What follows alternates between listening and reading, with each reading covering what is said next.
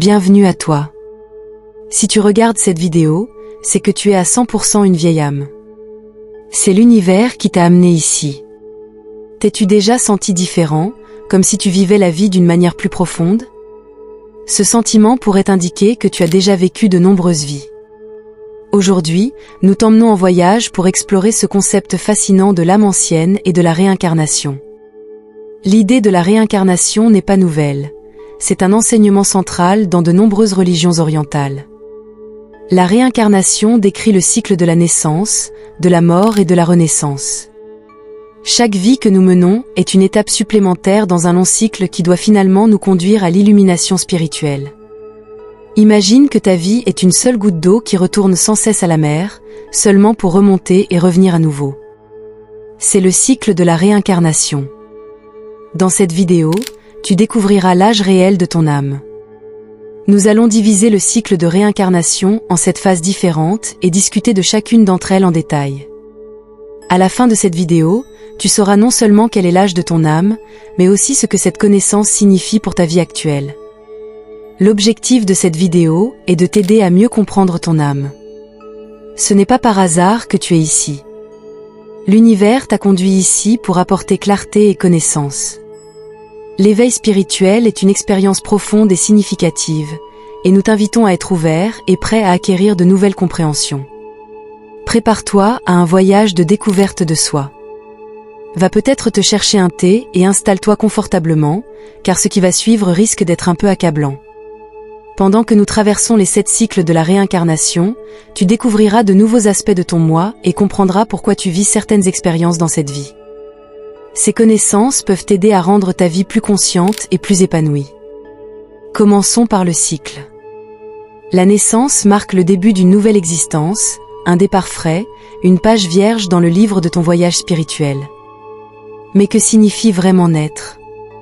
La naissance n'est pas seulement l'entrée physique dans le monde, mais aussi le début d'une nouvelle phase de ton développement spirituel.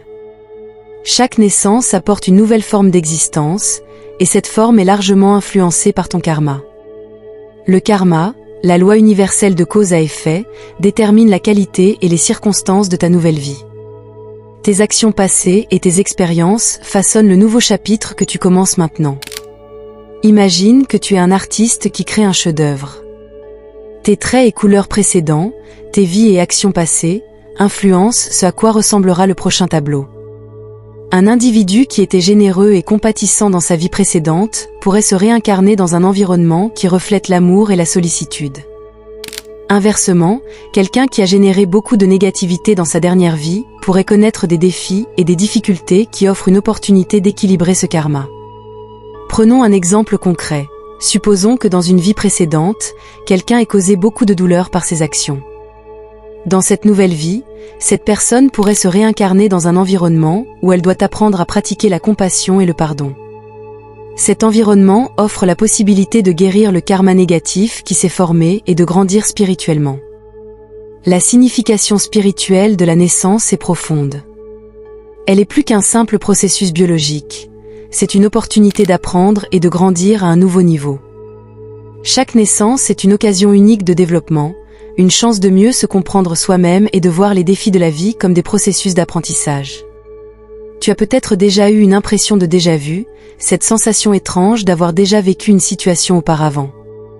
Spirituellement, il pourrait s'agir d'un écho d'une vie antérieure, d'un regard fugace sur des expériences passées qui résonnent dans ton âme. Ces moments nous rappellent que nos conditions de vie actuelles sont profondément enracinées dans nos existences passées. Prends un moment pour réfléchir à ta vie actuelle. Quelles leçons pourrais-tu apprendre ici?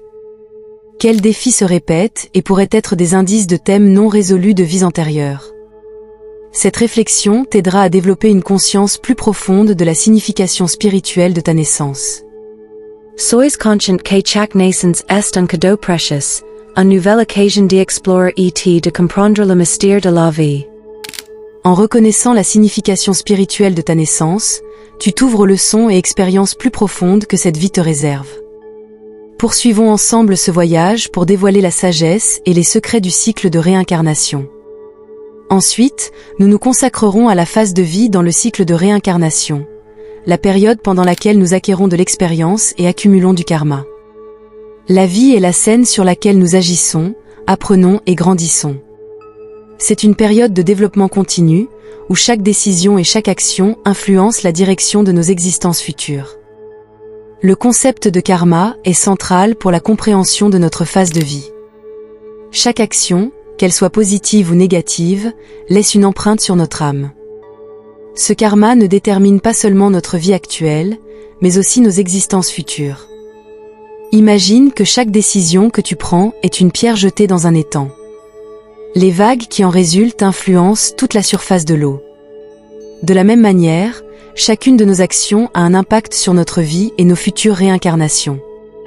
La croissance et le développement spirituel sont des objectifs essentiels de la vie.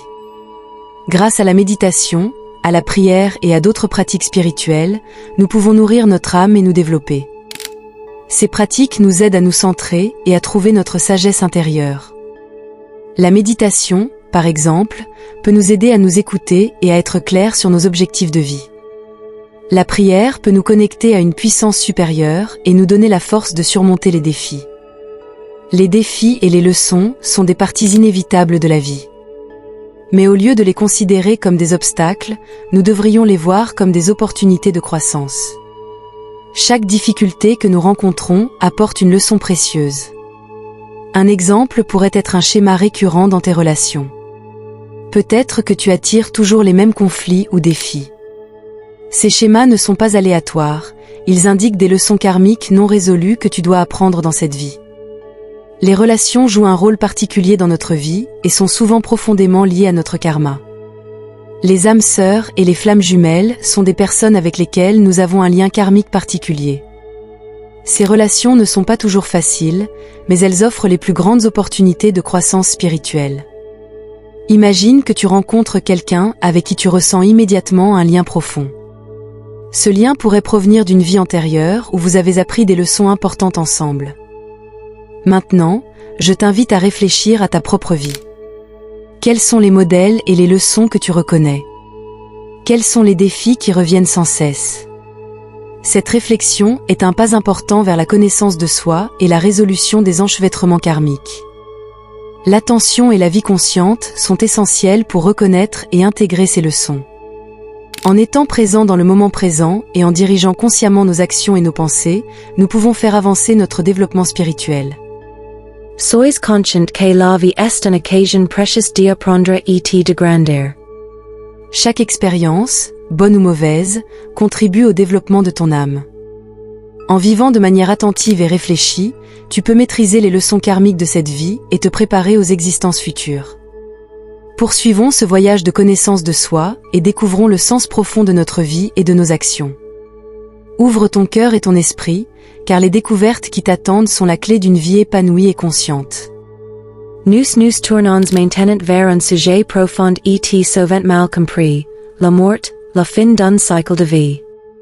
La mort est une réalité inévitable qui marque la fin de notre vie actuelle. Cependant, dans le cadre du cycle de réincarnation, la mort n'est pas la fin, mais simplement une transition vers un nouvel état d'être. La mort a une signification spirituelle plus profonde, qui va bien au-delà de la perte physique. C'est le moment où notre âme quitte le corps physique et passe à un autre niveau d'existence. Cette transition est comprise et interprétée différemment par de nombreuses traditions à travers le monde.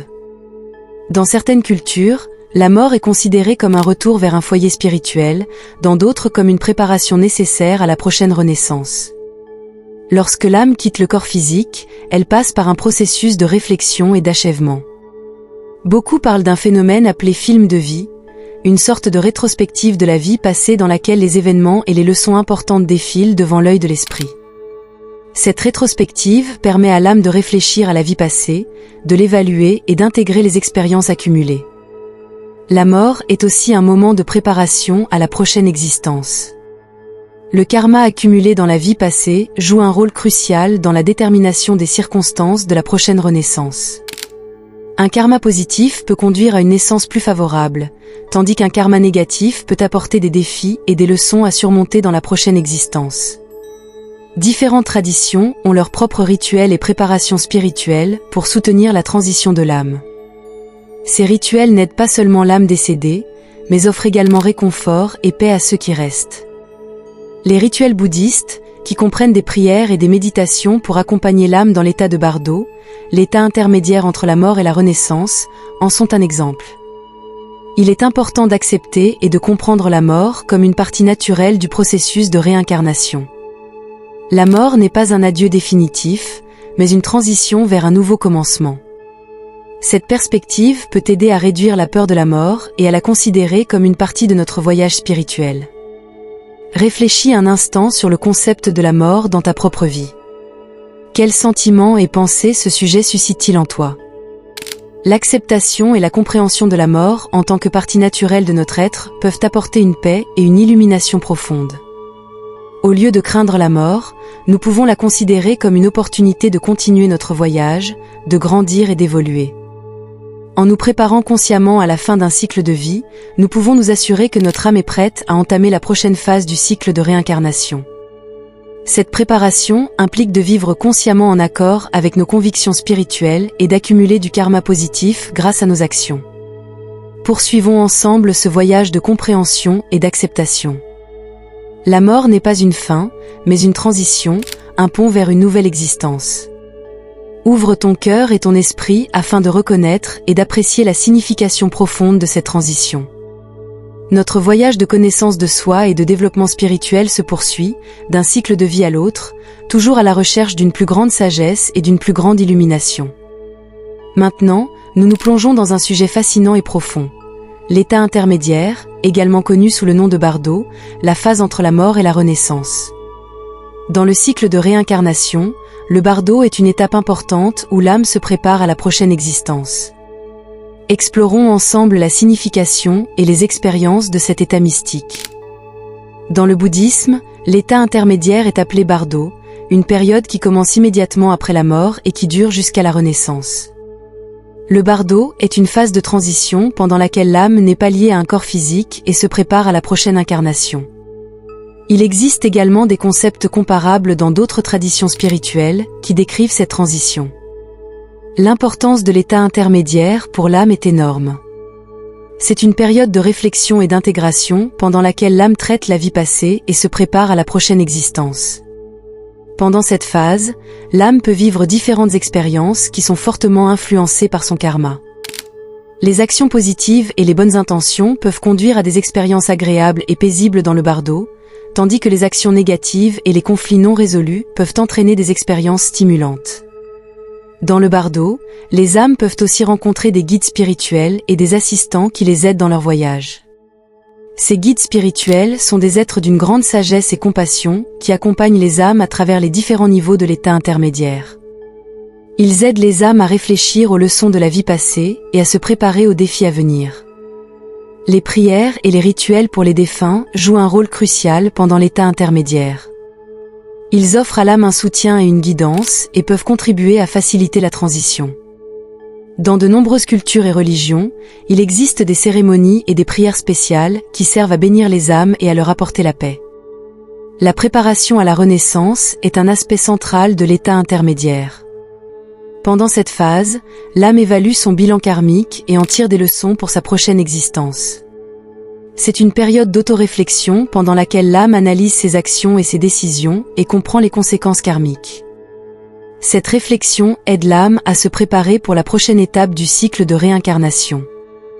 Un exemple d'influence karmique dans le bardo pourrait être une âme qui a fait beaucoup de bien dans sa dernière vie. Cette âme pourrait rencontrer dans le bardo un environnement paisible et de soutien qui l'aiderait à intégrer les expériences de sa vie passée et à se préparer à une renaissance positive. Inversement, une âme avec beaucoup de conflits non résolus et d'actions négatives pourrait avoir des expériences stimulantes qui l'aideraient à apprendre les leçons nécessaires et à équilibrer son karma. On ne soulignera jamais assez l'importance de la réflexion et de l'intégration dans l'état intermédiaire. C'est une période où l'âme assimile complètement les leçons de la vie passée et intègre les connaissances qui en découlent. Cette intégration est cruciale pour le développement spirituel et la préparation à la prochaine incarnation. Je t'invite à réfléchir au concept d'état intermédiaire et à l'importance de cette phase pour ton propre voyage spirituel. Quelles leçons as-tu apprises dans ta vie et comment pourraient-elles influencer tes existences futures? En prenant conscience de cette réflexion, tu peux mieux te préparer à ton développement spirituel et aux défis de la vie. Continuons ensemble ce voyage de connaissance de soi et de développement spirituel. Le bardo est une partie fascinante et importante du cycle de réincarnation, et la compréhension de cette phase peut t'aider à être plus conscient et plus attentif à ta vie. Ouvre ton cœur et ton esprit aux connaissances profondes que cet état mystique a à offrir et prépare-toi à intégrer les leçons et les expériences qui enrichiront ton voyage spirituel. Nous subordons maintenant le sujet fascinant de la Renaissance, à l'entrée dans une nouvelle existence. La renaissance est le processus par lequel l'âme entre dans une nouvelle forme de vie après avoir quitté l'état intermédiaire. Cette transition est un moment crucial du cycle de réincarnation et fortement influencé par les influences karmiques des vies précédentes. L'importance de la renaissance réside dans l'opportunité qu'elle offre à l'âme d'évoluer et d'acquérir de nouvelles expériences. Chaque renaissance est l'occasion d'apprendre des leçons qui sont peut-être restées incomplètes dans la vie précédente. Les actions karmiques accumulées jouent un rôle central dans ce processus. Le karma positif peut conduire à une naissance dans des circonstances avantageuses et favorables, tandis que le karma négatif peut apporter des défis et des difficultés. Il existe différentes formes de renaissance, en fonction du karma accumulé et des besoins spirituels de l'âme. Ces formes de vie peuvent inclure des formes d'existence supérieures ou inférieures. Un exemple de forme d'existence supérieure serait de renaître en tant qu'être humain avec une forte orientation spirituelle, qui a la possibilité de développer une profonde sagesse et compassion.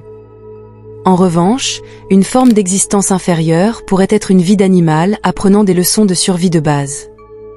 L'équilibre karmique joue un rôle crucial dans la détermination de la forme et de la qualité de la renaissance. Chaque action que nous accomplissons dans nos vies laisse une empreinte sur notre âme.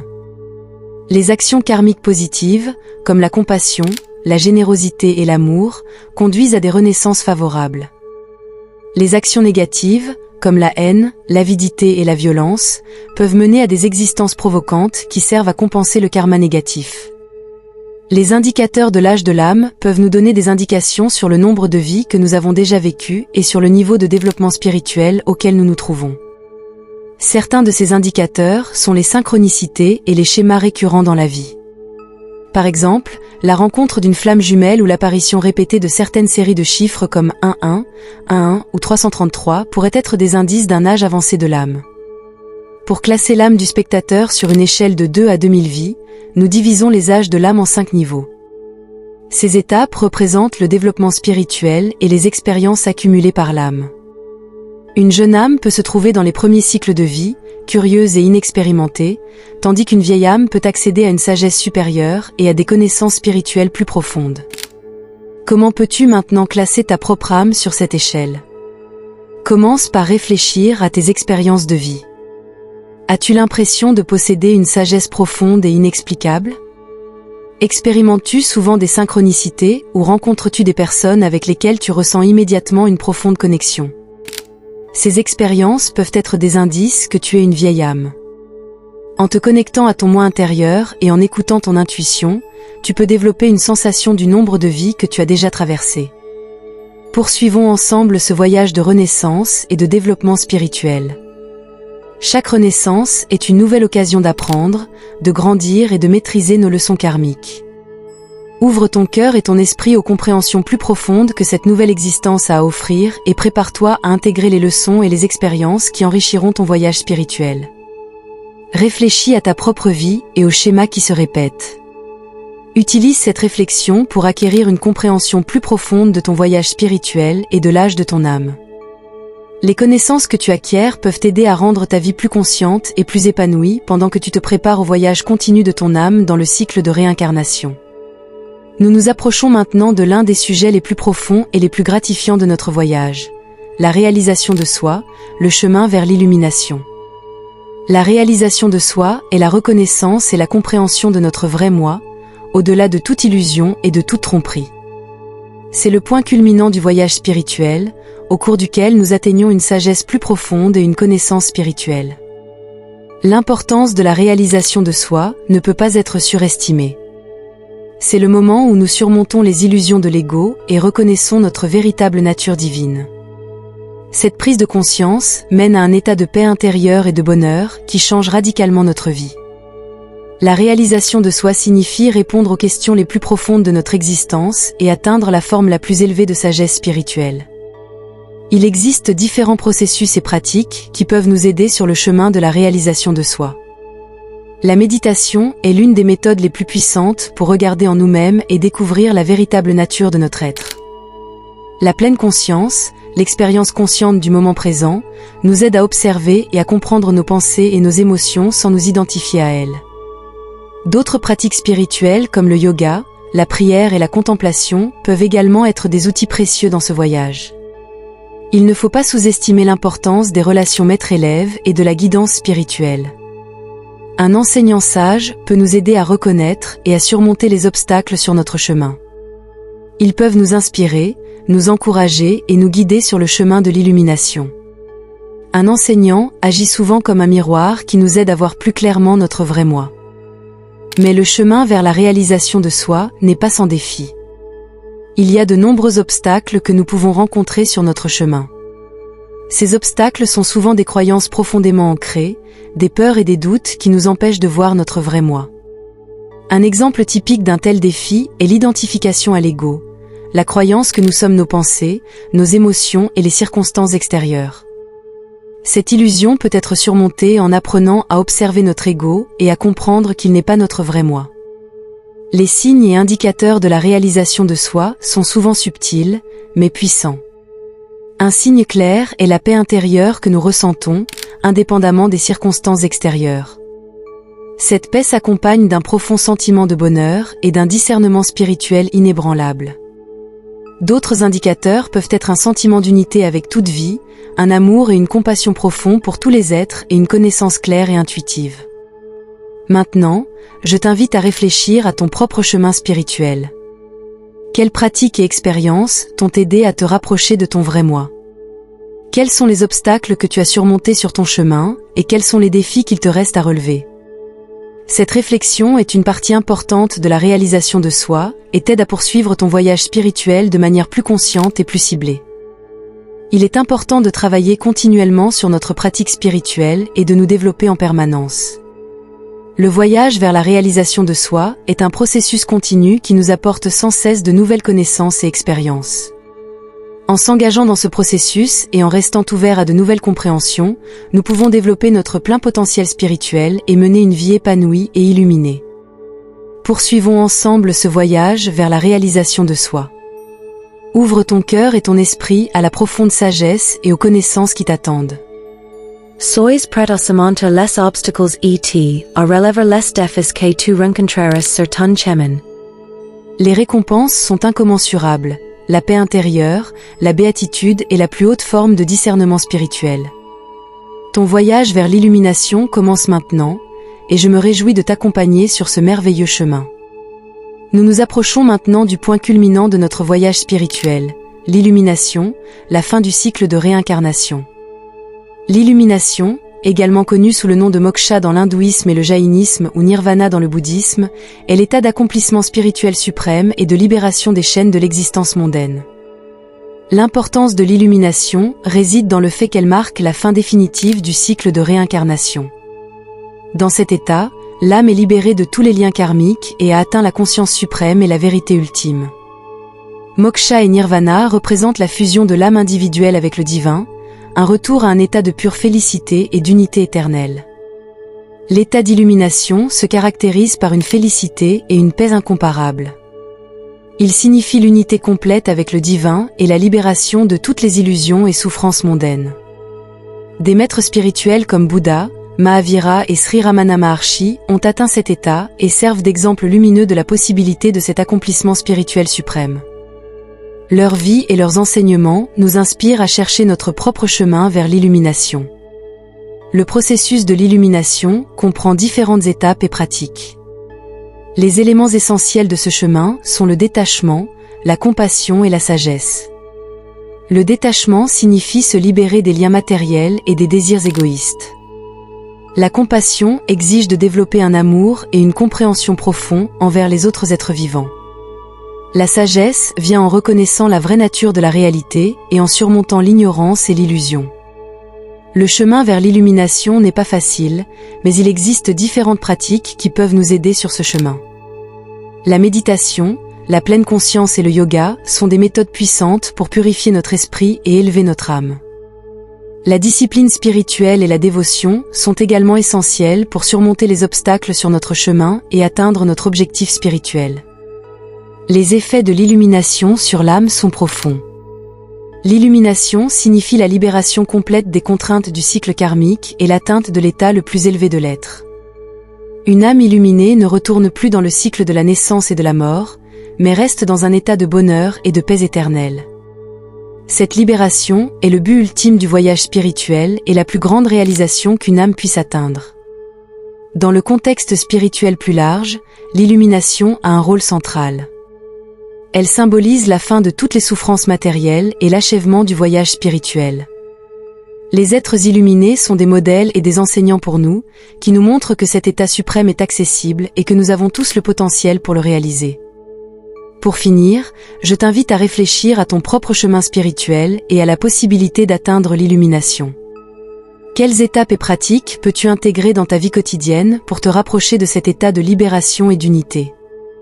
Le voyage vers l'illumination demande de la patience, de la dévotion et une foi inébranlable, mais les récompenses sont incommensurables. Pour conclure, je t'encourage à poursuivre ta pratique spirituelle de manière continue. Chaque pas que tu fais sur ce chemin te rapproche de ton moi le plus élevé et de la libération ultime. Ouvre ton cœur et ton esprit à la sagesse profonde et à la compréhension qui t'attendent. Le voyage vers l'illumination est le voyage le plus grand et le plus gratifiant qu'une âme puisse entreprendre. Nous sommes arrivés à la fin de notre voyage à travers les 7 cycles de la réincarnation. Récapitulons les points les plus importants. Chaque phase, de la naissance à l'illumination, joue un rôle crucial dans le développement spirituel et la croissance de l'âme. Nous avons commencé par la naissance. Le début de chaque vie est la nouvelle opportunité de croissance spirituelle. Vient ensuite la ** vie ***, au cours de laquelle nous accumulons des expériences et du karma. La ** mort ** marque la fin d'un cycle de vie et le passage à l'état ** intermédiaire ** ou bardo, une phase de réflexion et de préparation à la renaissance. La ** réincarnation ** est l'entrée dans une nouvelle existence, influencée par notre karma. La ** réalisation de soi ** nous conduit à la connaissance de notre vrai moi, et finalement nous atteignons la ** éveil ** l'état de bonheur suprême et d'unité avec le divin, qui marque la fin du cycle de réincarnation. Pendant ce voyage, nous avons également appris comment faire la ** détermination de l'âge de l'âme ** en faisant attention aux synchronicités et aux signes spirituels. Cette classification t'aide à mieux comprendre ton développement spirituel et à construire ton chemin en toute conscience. Je t'encourage à poursuivre ton voyage spirituel. Le voyage de la découverte de soi et de la pratique spirituelle est d'une valeur inestimable. Sois patient et ouvert à de nouvelles expériences et connaissances. Rappelle-toi que la croissance spirituelle et l'illumination sont des processus continus qui demandent du temps et du dévouement. Pour finir, j'aimerais te faire part de quelques pensées et souhaits. Puisses-tu trouver des moments de paix intérieure et de bonheur sur ton chemin vers l'illumination. Puisses-tu avoir la patience et la sagesse de voir les défis de la vie comme des opportunités de croissance. Et que tu sois toujours ouvert aux profondes compréhensions que l'univers t'offre. Je t'invite à partager tes pensées et tes expériences. Tes perspectives et tes histoires peuvent aussi aider les autres dans leur voyage spirituel. N'hésite pas à laisser un commentaire et à partager cette vidéo avec d'autres personnes en quête de sagesse spirituelle. Si tu as besoin de plus de ressources et de soutien pour ton voyage spirituel, n'hésite pas à les chercher. Il existe de nombreux livres, enseignants et communautés qui peuvent t'accompagner sur ton chemin. Pour finir, je voudrais te remercier du fond du cœur pour ton temps et ton attention. Ta volonté de t'engager dans ce voyage est le premier pas sur un chemin merveilleux et épanouissant. Je te souhaite le meilleur et un voyage béni sur ton chemin vers l'illumination. Que ta croissance spirituelle soit toujours accompagnée de lumière et d'amour. Je te dis au revoir et j'espère que nous nous reverrons bientôt. En attendant, bonne chance et reste béni.